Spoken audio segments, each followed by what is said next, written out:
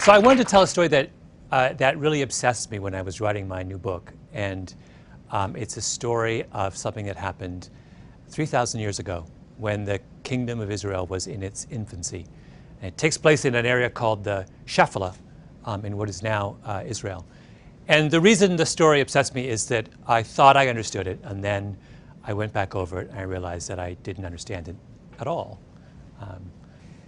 Ancient Palestine had along its eastern border, there's a mountain range, still same is true of Israel today, and in the mountain range are all of the ancient cities of that region. So Jerusalem, Bethlehem, Hebron. And then there's a coastal plain right along the Mediterranean where Tel Aviv is now. And connecting the mountain range with the coastal plain is an area called the Shephelah, which is a series of valleys and ridges that run east to west. And you can follow the Shephelah, go through the Shephelah to get from the coastal plain to the mountains. And the Shephelah, if you've been to Israel, you'll know it's just about the most beautiful part of Israel. It's gorgeous with forests of oak and wheat fields and vineyards. But more importantly, though, in the history of that region, it's had a real strategic function. And that is, it is the means by which hostile armies on the coastal plain find their way, get up into the mountains and threaten those living in the mountains. And 3,000 years ago, that's exactly what happens. The Philistines, who are the biggest of enemies of the Kingdom of Israel, are living in the coastal plain. They're originally from Crete. They're a seafaring people. And they may start to make their way through one of the valleys of the Shephelah up into the mountains, because what they want to do is occupy the highland area right by Bethlehem and split the Kingdom of Israel in two. And the Kingdom of Israel, which is headed by King Saul, obviously catches wind of this, and Saul brings his army down from the mountains, and he confronts the Philistines in the valley of Elah, one of the most beautiful of the valleys of the Shephelah. And the Israelites dig in along the northern ridge, and the Philistines dig in along the southern ridge, and the two armies just sit there for weeks and stare at each other because they're deadlocked. Neither can attack the other, because to attack the other side, you've got to come down the mountain into the valley and then up the other side, and you're completely exposed. So finally, to break the deadlock, the Philistines send their mightiest warrior down into the valley floor, and he calls out and he says to the Israelites, "Send your mightiest warrior down and we'll have this out, just the two of us." This was a tradition in ancient warfare called single combat. It was a way of settling disputes without incurring the bloodshed of a major battle. And the Philistine who's sent down, their mighty warrior, is a giant. He's 6'9". He's outfitted head to toe in this glittering bronze armor. And he's got a sword, and he's got a javelin, and he's got a spear. He is absolutely terrifying. And he's so terrifying that none of the Israelite soldiers want to fight him. It's a death wish, right? There's no way they think they can take him. And finally, the only person who will come forward is this young shepherd boy. And he goes up to Saul and he says, "I'll fight him." And Saul says, "You can't fight him. That's ridiculous. You're this kid. This is this mighty warrior." But the shepherd is adamant. He says, no, you don't understand. I have been defending my flock against lions and wolves for years. I think I can do it. And Saul has no choice. He's got no one else who's come forward. So he says, "All right." And then he turns to the kid and he says, "But you've got to wear this armor. You can't go as you are." So he tries to give the shepherd his armor, and the shepherd says no. He says, I can't wear this stuff. The biblical verse is, I cannot wear this, for I have not proved it. Meaning, I've never worn armor before. You've got to be crazy.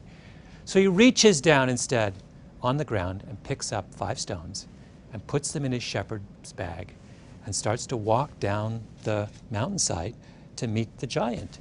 And the giant sees this figure approaching and calls out, "Come to me so I can feed your flesh to the birds of the heavens and the beasts of the field," right? He issues this kind of taunt towards this person coming to fight him.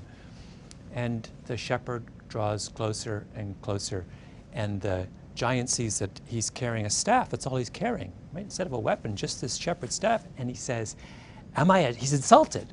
"Am I a dog that you would come to me with sticks?" Right? And the shepherd boy takes one of his stones out of his pocket, puts it in his sling, and whirls it around and lets it fly, and it hits the giant right between the eyes, like right here in his most vulnerable spot. And he falls down either dead or unconscious. And the shepherd boy runs up and takes his sword and cuts off his head. And the Philistines see this and they turn and they just run. And of course, the name of the giant is Goliath, and the name of the shepherd boy is David. And the reason that story has obsessed me over the course of writing my book is that everything I thought I knew about that story turned out to be wrong. Right? So David in that story is supposed to be the underdog, right? In fact, that term, David and Goliath, has entered our language as a metaphor for improbable victories by some weak party over someone far stronger. Now, why do we call David an underdog? Well, we call him an underdog because he's a kid, little kid, and Goliath is this big, strong giant. We also call him an underdog because Goliath is an experienced warrior, and David is just a shepherd, right? But most importantly, we call him an underdog because all he has is that Goliath is outfitted with all of this modern weaponry, right? This glittering coat of armor and a sword and a javelin and a spear, and all David has is this sling. Well, let's start there with the phrase, all David has is this sling, because that's the first mistake that we make. In ancient warfare, there are three kinds of warriors. There's cavalry, men on horseback and with chariots. There is heavy infantry, which are foot soldiers, armed foot soldiers with swords and shields and some kind of armor. And there is artillery. And artillery are archers, but more importantly, slingers. And a slinger is someone who has a leather pouch with two long cords attached to it. And they put a projectile, either a rock or a lead ball, inside the pouch. And they whirl it around like this. And they let one of the cords go. And the effect is to send the projectile forward towards its target. Right? That's what David has. And it's important to understand that that sling is not a slingshot. It's not this, right? It's not a child's toy. It's, in fact, an incredibly devastating weapon. When David whirls it around like this, he's turning the sling around probably at 6 or 7 revolutions per second. And that means that when the rock is released, it's going forward really fast, probably 35 meters per second. That's substantially faster than baseball thrown by even the finest of baseball pitchers. More than that, the stones in the Valley of Elah were not normal rocks. They were barium sulfate, which are rocks twice the density of normal stones. If you do the calculations on the stopping power of the rock fired from David's sling, it's roughly equal to the stopping power of a 45 millimeter handgun, right? This is an incredibly devastating weapon. Accuracy, we know from historical records that slingers experienced slingers could hit and maim or even kill a target at distances of up to 200 yards. From medieval tapestries, we know that slingers were capable of hitting birds in flight. They're incredibly accurate, right? When David lines up, and he's not 200 yards away from Goliath, he's quite close to Goliath. When he lines up and fires that thing at Goliath, he has every intention and every expectation of being able to hit Goliath at his most vulnerable spot between his eyes. If you go back over the history of ancient warfare, you will find time and time again that slingers were the decisive factor against infantry in one kind of battle, against heavy infantry in one kind of battle or another. So what's Goliath? He's heavy infantry.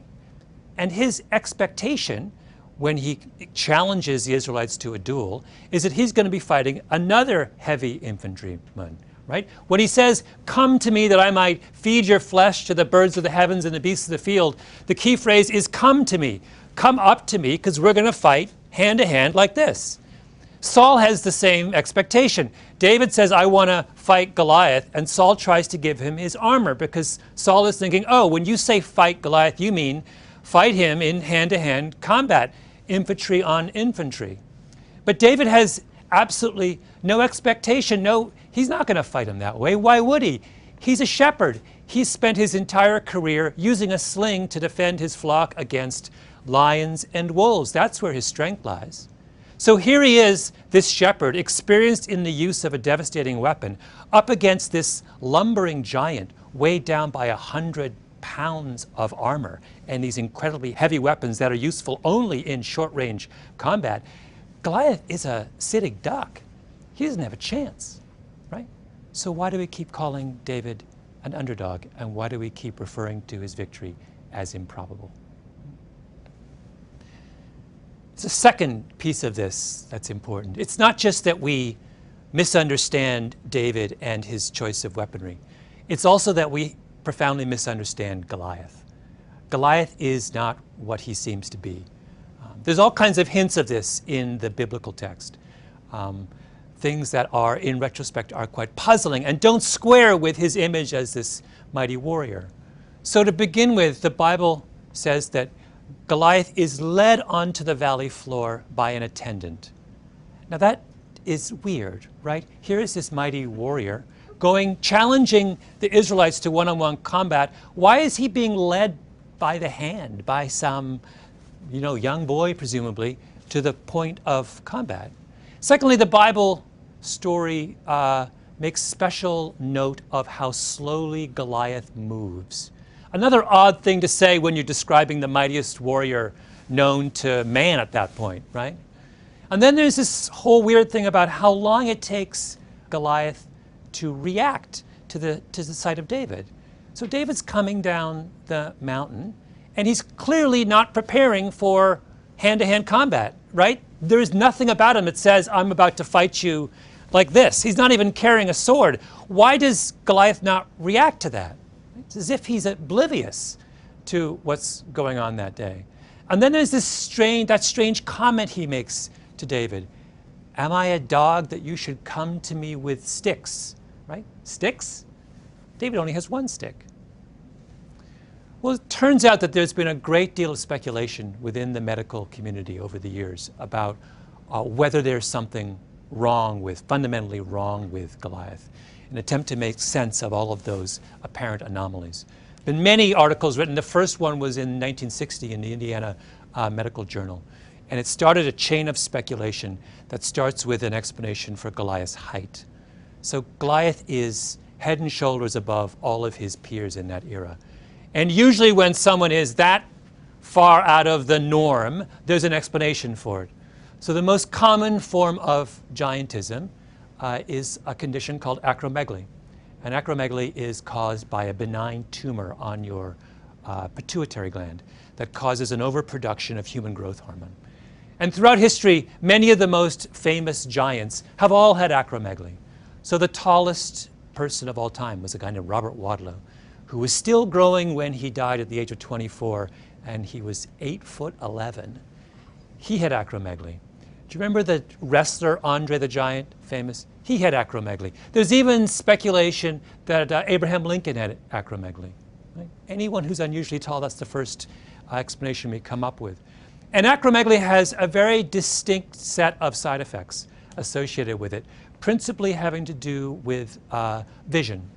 The pituitary tumor, as it grows, often starts to compress the visual nerves in your brain, with the result that people with acromegaly have either double vision or they are profoundly nearsighted. Right? So when people have started to speculate about what might have been wrong with Goliath, they've said, wait a minute, he looks and sounds an awful lot like someone who has acromegaly. And that would also explain so much of what was strange about his behavior that day. Right? Why does he move so slowly and have to be escorted down into the valley floor by an attendant?